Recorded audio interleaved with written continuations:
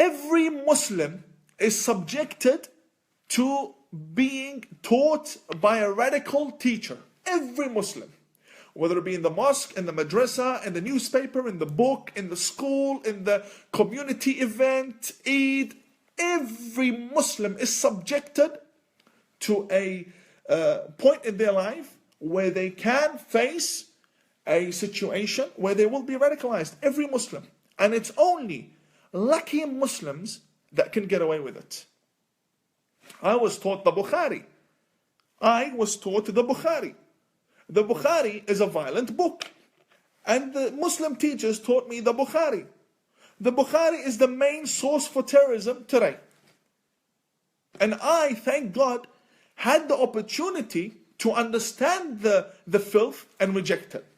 Otherwise, many people wouldn't be able to reject the filth because they would really believe this is what God wants. And now I want to educate the people about the filth within the Bukhari, the filth within the teachings of Ibn Taymiyyah, the filth within the teachings of false interpretations of the Holy Quran. I mean, if I am not educated in them, if I don't come from such a community, how can I have the experience to tell you about radical Islam and the dangers of radical Islam? You just can't. You need honest Muslims to turn around and face the radical ideology that they were raised with and say, look, I will no longer accept this and I'm going to try and reform it. You need Muslims to start speaking up. We can't sit there and say, no problem, it's an educational curriculum. Let it pass by. Funded by the government. Let it go, no problem. Did you know that every Muslim school consists of a mosque as well? Every Muslim college has a mosque. You know, you have statistics and it really burns, it really hurts me when I read statistics. We have such and such amount of mosques in Australia. Compared to other countries, our mosques are very little in number. And then you look at them and you say, you have no idea what's going on. What about the Muslim schools and madrasas? Every Muslim school has a huge Muslim mosque. Huge Muslim mosque.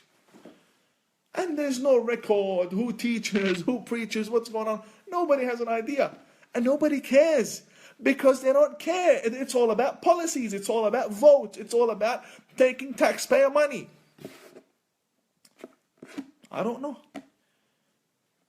I really don't know. It really burns because I know the danger of radical Islam.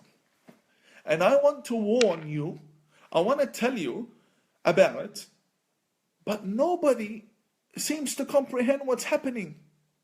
And only turn back to me, the media, and other moderate Muslims around the world, turn back to me when something happens. It's like, didn't I tell you? I told you.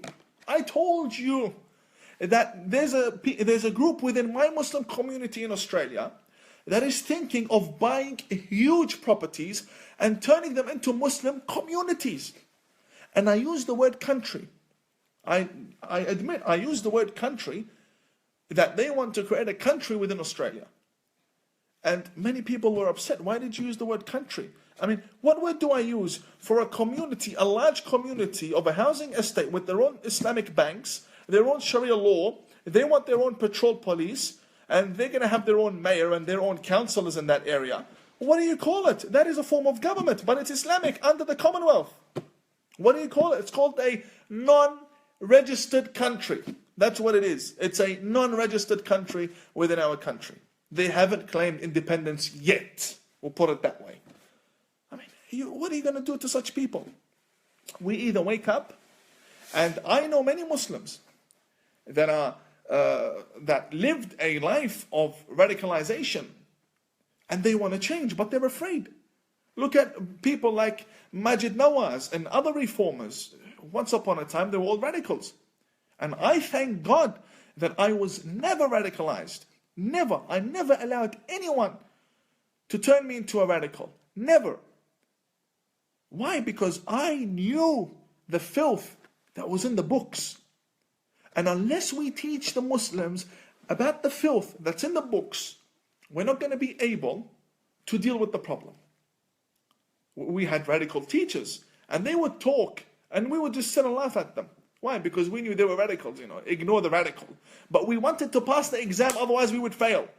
But we had to play along. But deep inside, growing up as a young child, I knew that the God I worship can no longer be a God that wants me to kill other human beings. And if true, there's a God that wants me to kill human beings, I do not want anything to do with that God at all.